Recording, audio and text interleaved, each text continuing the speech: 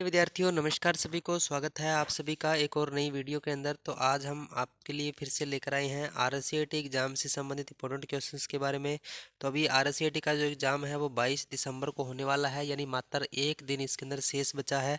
तो इस एक दिन के अंदर आप बहुत ही बेहतरीन तरीके से जो तैयारी है वो कर सकते हो। तो आपने क्लास को पूरा देखना है और आज की इस वीडियो के अंदर अपने लगभग 35 एमसीक्यूज के बारे में डिस्कस करने वाले हैं। तो क्वेश्चंस जो कि हैं काफ़ी इंपॉर्टेंट रहने वाले हैं।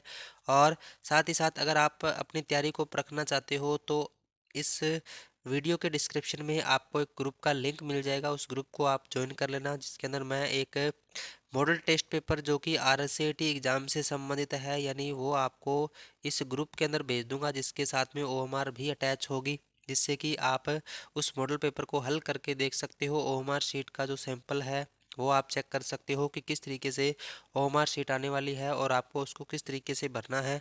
तो वो आपको उस ग्रुप के माध्यम से मिल जाएगा, तो आप जल्दी से जाके और उस ग्रुप को ज्वाइन कर लीजिएगा। तो अभी अपने आज की इस क्लास को शुरू करते हैं।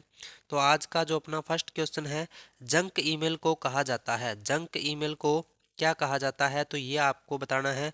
स्पैम कहा जाता है, स्पूफ कहा जाता है, या फिर सिफर स्क्रिप्ट कहा जाता है, या फिर स्पूल कहा जाता है। तो हाँ जी, इसमें से आपको राइट आंसर बताना है कि जंक ईमेल को क्या कहा जाता है। तो ऑप्शन नंबर ए है वो इसका राइट आंसर हो जाएगा, स्पैम, यानी ऑप्शन नंबर ए। नेक्स्ट है, यूएसबी का पूरा रूप है। यूएसबी का पूरा रूप आपको बताना है। यूएसबी क्या है?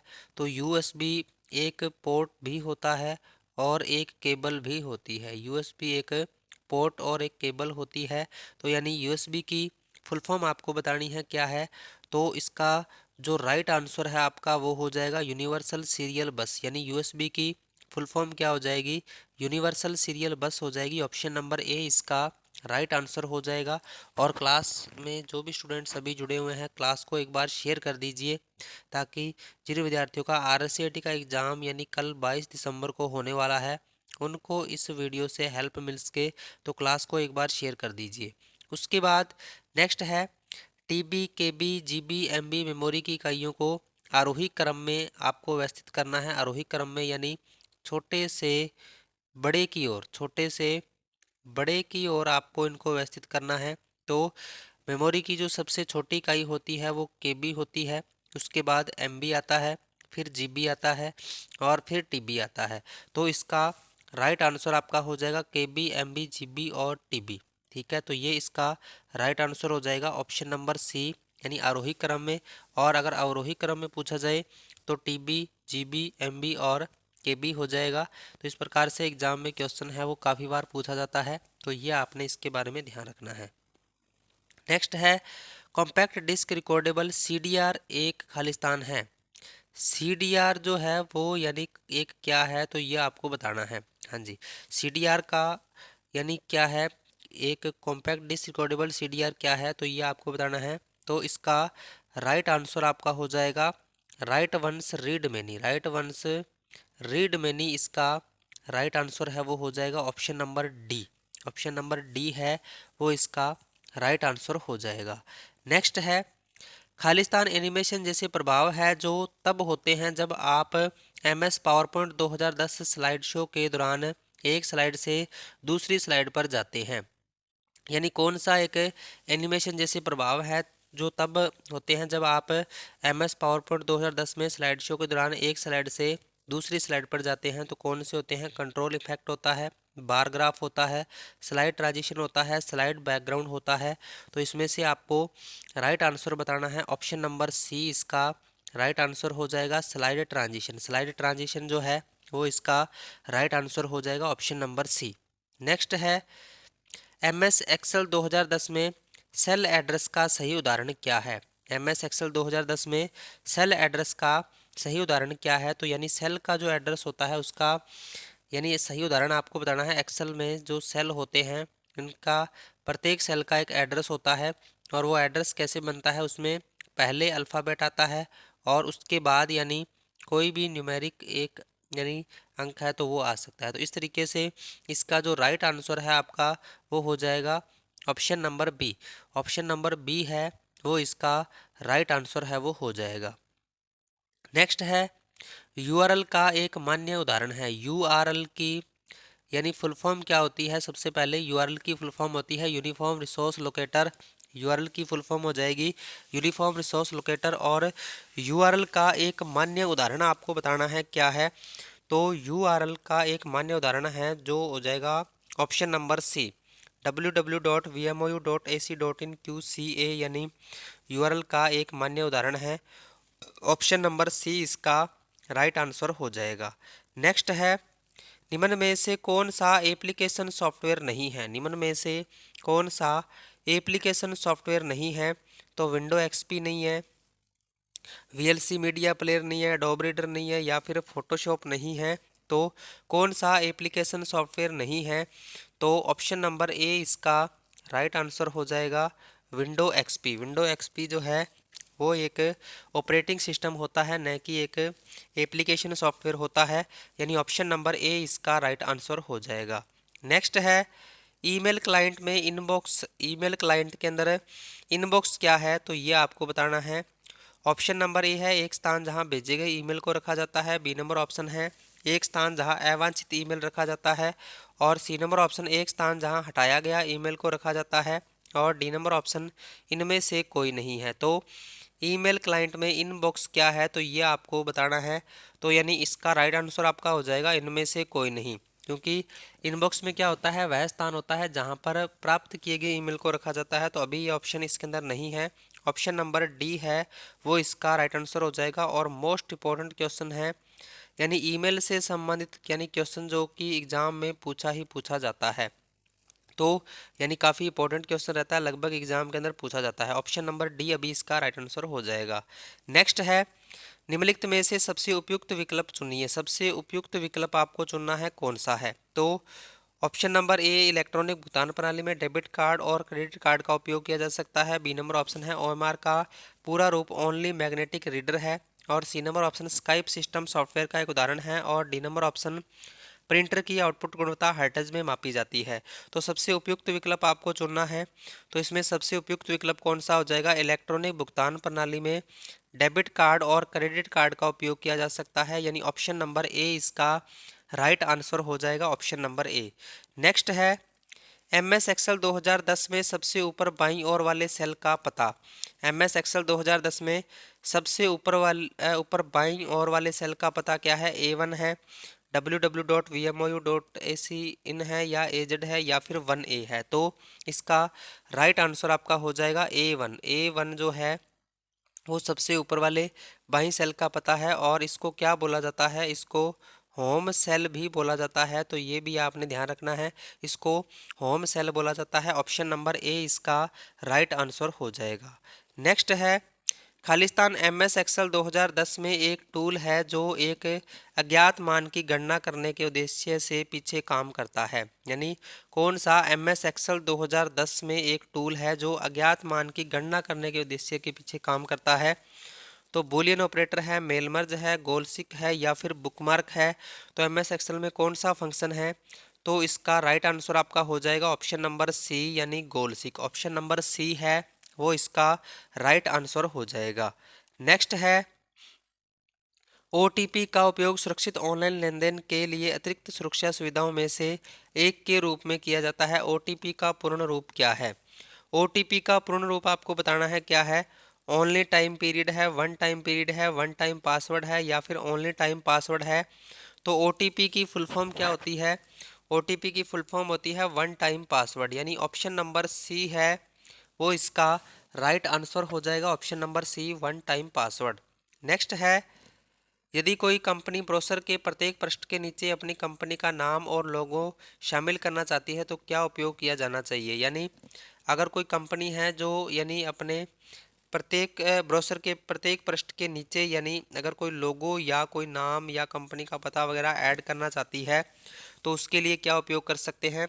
तो उसके लिए अपने फुटर का प्रयोग कर सकते हैं। यानी फुटर जो होता है वो पेज के नीचे की ओर इंसर्ट होता है।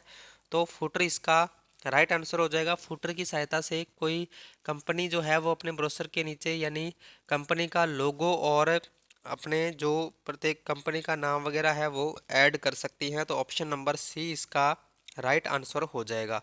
और अगर ऊपर ऐड करना चाहती है तो हेडर का यूज कर सकते हैं, तो ये भी क्वेश्चन एग्जाम में पूछा जा सकता है। नेक्स्ट है, जॉयस्टिक मुख्य रूप से खालिस्तान के लिए प्रयोग किया जाना जाता है, यानी जॉयस्टिक का जो प्रयोग है वो किस लिए किया जाता है? स्क्रीन पर ध्वनि नियंत्रित करने के लिए, कंप्यूटर गेमिंग के लिए, टेक्स्ट एंटर करने के लिए, प्रिंट टेक्स्ट करने के लिए। तो इसका राइट आंसर जो है आपका वो हो जाएगा ऑप्शन नंबर बी, यानी computer gaming. Option number B है वो इसका राइट आंसर हो जाएगा। यदि आप जॉयस्टिक का यूज किस लिए करते हो, कंप्यूटर पर गेम खेलने के लिए करते हो, तो ऑप्शन नंबर बी है वो इसका राइट आंसर हो जाएगा। नेक्स्ट है, एमएस पावर पॉइंट 2010 में अधिकतम जूम प्रतिशत है। एमएस पावर पॉइंट 2010 में अधिकतम जूम प्रतिशत कितना है? 100 है, 200 है, 400 है, या फिर इनमें से कोई नहीं है? तो इसका राइट आंसर आपका हो जाएगा ऑप्शन नंबर सी, यानी 400%। यानी एमएस पावर पॉइंट में अधिकतम जूम अपने कितना कर सकते हैं? 400 तक कर सकते हैं। एक्सेल में भी 400 होता है, और एमएस वर्ड में कितना होता है? तो एमएस वर्ड में 500 होता है, ये आपने ध्यान रखना है। नेक्स्ट है, कंप्यूटर विशाल नेटवर्क जो दुनिया भर में लाखों लोगों को जोड़ता है कहलाता है। कंप्यूटर का विशाल नेटवर्क कौन सा है जो दुनिया भर में लाखों लोगों को जोड़ता है, और वो क्या कहलाता है? लैन कहलाता है, हाइपर टेक्स्ट कहलाता है, ईमेल कहलाता है, या फिर इंटरनेट कहलाता है? तो इसका राइट आंसर जो है वो हो जाएगा ऑप्शन नंबर डी, यानी इंटरनेट। ऑप्शन नंबर डी है वो इसका राइट आंसर हो जाएगा। नेक्स्ट है, वेबसाइट का एक मुख्य पेज होता है खालिस्तान जो वेबसाइट के बाकी पेजों के लिए एक द्वार के रूप में कार्य करता है। यानी वेबसाइट का मुख्य पेज कौन सा होता है जो बाकी के पेजों के लिए एक द्वार का, एक गेट का काम करता है? तो खोज इंजन है, होम पेज है, ब्राउजर है, या फिर यूआरएल है? तो इसका राइट आंसर आपका हो जाएगा होम पेज। यानी जो भी वेबसाइट अपने एक्सेस करते हैं उसमें जो सबसे पहले पेज खुलता है उसको क्या बोला जाता है? होम पेज बोला जाता है। तो ऑप्शन नंबर बी इसका राइट आंसर हो जाएगा, ऑप्शन नंबर बी। नेक्स्ट है, एक सीडी में फाइल कॉपी करने की प्रक्रिया कहलाती है। एक सीडी में फाइल कॉपी करने की जो प्रक्रिया है वो क्या कहलाती है? स्टोरिंग, कॉपिंग, बर्निंग, या फिर पेस्टिंग? तो इसका राइट आंसर आपका हो जाएगा ऑप्शन नंबर सी, यानी बर्निंग। यानी एक सीडी में फाइल कॉपी करने की जो प्रक्रिया है वो क्या कहलाती है? बर्निंग कहलाती है। तो ऑप्शन नंबर सी इसका राइट आंसर हो जाएगा। नेक्स्ट है, आप एमएस ऑफिस दस्तावेज को पीडीएफ फाइल फॉर्मेट में कैसे सेव कर सकते हैं? आप एमएस ऑफिस दस्तावेज को पीडीएफ फाइल फॉर्मेट में कैसे सेव कर सकते हैं? तो उसके लिए आपको क्या करना होगा? फाइल टैब में सेव एज टाइप में आपको पीडीएफ चुनना होगा। यानी आप सेव एज पे क्लिक करके और सेव एज टाइप के अंदर पीडीएफ को चुन सकते हैं। ऑप्शन नंबर ए इसका राइट आंसर है वो हो जाएगा, ऑप्शन नंबर ए। और क्लास में आगे बढ़ने से पहले सभी से एक बार रिक्वेस्ट है कि क्लास को ज़्यादा से ज़्यादा शेयर कर दीजिए अपने दोस्तों के साथ, और चैनल पर अगर नए हो तो चैनल को ज़रूर से सब्सक्राइब कर लीजिए, क्योंकि इसी तरीके का जो कंटेंट है वो आपको रेगुलर इस चैनल के ऊपर मिलता रहेगा। तो चैनल को ज़रूर से सब्सक्राइब कर लें। उसके बाद नेक्स्ट है, विंडोज में खालिस्तान विकल्प छवि को कंप्यूटर और प्रोजेक्टर के बीच विभाजित करता है। जब भी हम प्रोजेक्टर को कंप्यूटर से जोड़ते हैं, इस तरह अपने कंप्यूटर स्क्रीन पर कुछ और, प्रोजेक्ट स्क्रीन पर कुछ और दृश्य को प्रदर्शित कर सकते हैं। यानी अगर आप कंप्यूटर की स्क्रीन पर कुछ अलग दिखाना चाहते हो और प्रोजेक्टर की स्क्रीन के ऊपर अलग दिखाना चाहते हो, तो उसके लिए अपने कौन से विकल्प का यूज करेंगे? कंप्यूटर ओनली का, डुप्लीकेट का, एक्सटेंडेड का, या फिर प्रोजेक्टर ओनली का? तो इसका राइट आंसर आपका हो जाएगा एक्सटेंडेड, यानी ऑप्शन नंबर सी है वो इसका राइट आंसर हो जाएगा। एक्सटेंडेड वाले विकल्प से अपने कंप्यूटर की स्क्रीन पर कुछ अलग प्रदर्शित कर सकते हैं और प्रोजेक्टर की स्क्रीन पर अपने कुछ अलग प्रदर्शित कर सकते हैं। यानी ऑप्शन नंबर सी है वो इसका राइट आंसर हो जाएगा, ऑप्शन नंबर सी। नेक्स्ट है, वेबसाइट https/irctc.co.in से संबंधित है। यानी ये जो वेबसाइट दी गई है ये किससे संबंधित है? तो ये आपको बताना है, भारतीय रेल से है, पासपोर्ट सेवा सर्विसेज से है, आईटीआर फाइलिंग से है, या फिर आधार अपडेशन से है? तो इसका राइट आंसर आपका क्या हो जाएगा? भारतीय रेल हो जाएगा, यानी ऑप्शन नंबर ए है वो इसका राइट आंसर हो जाएगा। नेक्स्ट है, निम्न में से कौन सा एक छवि ग्राफिक फाइल प्रारूप नहीं है? कौन सा एक छवि ग्राफिक फाइल प्रारूप नहीं है? पीएनजी नहीं है, जीआईएफ नहीं है, बीएमपी नहीं है, या फिर जीआईई नहीं है? तो इसका राइट आंसर जो है वो हो जाएगा ऑप्शन नंबर डी यानी जी आई ई जो है वो यानी किसी भी प्रकार का यानी ग्राफिक फाइल प्रारूप यानी फॉर्मेट नहीं है। बाकी पीएनजी जीआईएफ और डॉट बीएमपी जो है वो यानी ग्राफिक यानी एक पिक्चर के फॉर्मेट्स हैं। तो ऑप्शन नंबर डी इसका राइट आंसर हो जाएगा, ऑप्शन नंबर डी। नेक्स्ट है, निम्न में से कौन सा एक इनपुट डिवाइस का उदाहरण है? निम्न में से कौन सा एक इनपुट डिवाइस का उदाहरण है? स्कैनर है, स्पीकर है, प्रोजेक्टर है या फिर प्रिंटर है? तो कौन सा एक इनपुट डिवाइस का उदाहरण है? तो इसका राइट आंसर आपका हो जाएगा ऑप्शन नंबर ए यानी स्कैनर। स्कैनर जो है वो एक इनपुट डिवाइस का उदाहरण है। बाकी स्पीकर, प्रोजेक्टर और प्रिंटर ये सभी के सभी आउटपुट डिवाइस होते हैं। तो ऑप्शन नंबर ए इसका राइट आंसर हो जाएगा, ऑप्शन नंबर ए। नेक्स्ट है, विंडो 11 में टास्क बार कहाँ होता है? विंडो 11 में टास्क बार कहाँ होता है? बाईं तरफ होता है, नीचे की ओर होता है, मध्य में होता है या फिर दाईं ओर होता है? तो विंडो 11 में टास्क बार कहाँ पर होता है? नीचे की ओर होता है, यानी ऑप्शन नंबर बी इसका राइट आंसर हो जाएगा, ऑप्शन नंबर बी नीचे की ओर। उसके बाद नेक्स्ट है, भारत के राष्ट्रीय भुगतान निगम द्वारा बनाया और लॉन्च किया गया है। भारत के राष्ट्रीय भुगतान निगम द्वारा कौन सा बनाया और लॉन्च किया गया है? रुपए है, मास्टर है, वीजा है या फिर मेस्ट्रो है? तो इसका राइट आंसर जो है आपका वो हो जाएगा ऑप्शन नंबर ए यानी रुपए। यानी भारत के राष्ट्रीय भुगतान निगम द्वारा कौन सा बनाया गया है और लॉन्च किया गया है? तो रुपए जो है वो लॉन्च किया गया है। तो ऑप्शन नंबर ए इसका राइट आंसर हो जाएगा।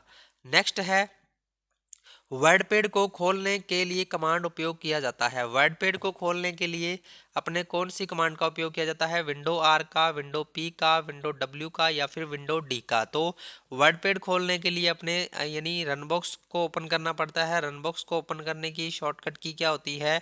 विंडो प्लस आर होती है, यानी ऑप्शन नंबर ए इसका राइट आंसर हो जाएगा। और वर्डपैड खोलने के लिए अपने उसमें क्या टाइप कर सकते हैं? तो उसमें वर्डपैड या फिर राइट टाइप कर सकते हैं। इसमें वर्डपैड या फिर राइट टाइप कर सकते हैं, यानी ऑप्शन नंबर ए इसका राइट आंसर हो जाएगा, ऑप्शन नंबर ए। नेक्स्ट है, निम्नलिखित में से कौन सा वेब ब्राउजर का उदाहरण है? निम्नलिखित में से कौन सा वेब ब्राउजर का उदाहरण है? गूगल क्रोम है, सफारी है, मोजिला फायरफॉक्स है या फिर ये सभी है? तो कौन सा वेब ब्राउजर का उदाहरण है? तो इसका राइट आंसर आपका हो जाएगा ऑप्शन नंबर डी यानी ये सभी। ऑप्शन नंबर डी है वो इसका राइट आंसर हो जाएगा। नेक्स्ट है, यूआरएल का फुल फॉर्म है। यूआरएल का फुल फॉर्म क्या है? तो यूआरएल यानी क्या है? यूनिफॉर्म रिसोर्स लोकेटर जिसको बोलते हैं, यूनिफॉर्म रिसोर्स लोकेटर यूआरएल की फुल फॉर्म होती है, यानी ऑप्शन नंबर बी है वो इसका राइट आंसर हो जाएगा, यूनिफॉर्म रिसोर्स लोकेटर। नेक्स्ट है, एमएस वर्ड 2010 में निम्नलिखित में से कौन सा अलाइनमेंट विकल्प बाएं और दाएं मार्जिन के बीच अनुच्छेद की प्रत्येक पंक्ति को अलाइन करता है तथा बाएं और दाएं किनारों पर सीधे किनारों का उत्पादन करता है? यानी पैराग्राफ के दोनों किनारों को अगर अपने बराबर करना है तो अपने कौन से विकल्प का यूज करेंगे? सेंटर का, जस्टिफाई का, लेफ्ट का या फिर राइट का? तो इसका राइट आंसर आपका हो जाएगा जस्टिफाई, यानी ऑप्शन नंबर बी है वो इसका राइट आंसर हो जाएगा, जस्टिफाई। और साथ ही साथ अपने इसकी जो शॉर्टकट की है तो वो क्या है? कंट्रोल प्लस जे है। क्या है? कंट्रोल प्लस जे होती है जस्टिफाई की शॉर्टकट की। ऑप्शन नंबर बी इसका राइट आंसर हो जाएगा। नेक्स्ट है, सर्च इंजन निम्न टास्क को क्रियान्वित करता है। सर्च इंजन जो है वो यानी किस टास्क को क्रियान्वित करता है? वेब क्रॉलिंग को, इंडेक्सिंग को, सर्चिंग को या फिर उपरोक्त सभी को? तो इसका राइट आंसर आपका हो जाएगा, सर्च इंजन जो है वो यानी उपरोक्त सभी को क्रियान्वित करता है। ऑप्शन नंबर डी इसका राइट आंसर हो जाएगा, ऑप्शन नंबर डी। नेक्स्ट है, यूपीआई का फुल फॉर्म है। यूपीआई की फुल फॉर्म आपको बतानी है क्या है? यूपीआई की फुल फॉर्म क्या होती है? यूनिफाइड पेमेंट इंटरफेस होती है। यूनिफाइड पेमेंट इंटरफेस यानी ऑप्शन नंबर ए है वो इसका राइट आंसर हो जाएगा, unified payment interface. Option number A इसका राइट आंसर है वो हो जाएगा। नेक्स्ट है, डीएनएस सेवा खालिस्तान को संबंधित खालिस्तान में अनुवाद करती है। जो डीएनएस सेवा है वो किसको किसके अंदर अनुवाद करती है? आईपी पते को डोमेन नेम में, डोमेन नेम को आईपी पते में, क्लाइंट को सर्वर में या फिर फोल्डर को फाइल में? तो डीएनएस जो सेवा है, जो डीएनएस सेवा है वो यानी डोमेन नेम को आईपी पते में यानी अनुवाद करती है। तो ऑप्शन नंबर बी इसका राइट आंसर हो जाएगा, option number B, domain name को आईपी पते के अंदर। उसके बाद नेक्स्ट है, मोबाइल वॉलेट का उपयोग है। मोबाइल वॉलेट का उपयोग क्या है? नंबर डायल करना और वीडियो देखना, फ़ोन करना, रुपयों का आदान प्रदान करना या फिर उपरोक्त में से कोई नहीं। तो मोबाइल वॉलेट का उपयोग क्या है? तो यानी अगर आपने किसी कैंडिडेट के पास रुपए ट्रांसफ़र करने हैं, रुपए यानी आपने ट्रांजेक्शन करनी है रुपयों की, तो अपने किसका उपयोग करते हैं? यानी मोबाइल वॉलेट का प्रयोग करते हैं। तो ऑप्शन नंबर सी इसका राइट आंसर हो जाएगा, रुपयों का आदान प्रदान। उसके बाद नेक्स्ट है ई कॉमर्स में कंज्यूमर से कंज्यूमर का उदाहरण है, यानी कस्टमर से कस्टमर का, यानी सी टू सी का उदाहरण आपको बताना है कौन सा है। तो ईबे डॉट इन है, अमेजन डॉट इन है या फिर अलीबाबा डॉट कॉम है, तो कौन सा है? तो इसका राइट आंसर आपका हो जाएगा ईबे डॉट इन। यानी ये जो वेबसाइट है, ये जो ई कॉमर्स का प्रकार है वो यानी कस्टमर से कस्टमर का उदाहरण है। तो ऑप्शन नंबर ए इसका राइट आंसर हो जाएगा, ऑप्शन नंबर ए। तो ये थे आज के अपने कुछ इंपॉर्टेंट क्वेश्चंस। क्लास आपको कैसी लगी, इसका फीडबैक आपने कमेंट में ज़रूर से बताना है। और आज शाम को अपने क्लास को लाइव करेंगे। जी हाँ, अपने आज 21 तारीख है और 21 तारीख को अपने शाम को 6 बजे से क्लास को अपने लाइव जो है वो स्टार्ट करेंगे। तो आपने चैनल पे ज़रूर से विजिट करना है और चैनल को अभी तक सब्सक्राइब नहीं किया है तो चैनल को सब्सक्राइब करना है। और वीडियो आपको कैसी लगी इसका फीडबैक आपने कमेंट में ज़रूर से बताना है। तो एक आप हमारे व्हाट्सएप ग्रुप को ज्वाइन कर सकते हो, जिसका लिंक आपको इस वीडियो के डिस्क्रिप्शन के अंदर मिल जाएगा, जिसके अंदर आपको एक मॉडल टेस्ट पेपर मिलेगा जो कि आप हल करके देख सकते हो। और 35 में से कितने क्वेश्चन आपके सही होते हैं वो मुझे कमेंट करके आप बता सकते हो। तो अभी अपने क्लास से विदा लेते हैं, मिलते हैं नेक्स्ट वीडियो के अंदर कुछ नए इंपॉर्टेंट क्वेश्चंस के साथ। तब तक के लिए जय हिंद, जय भारत।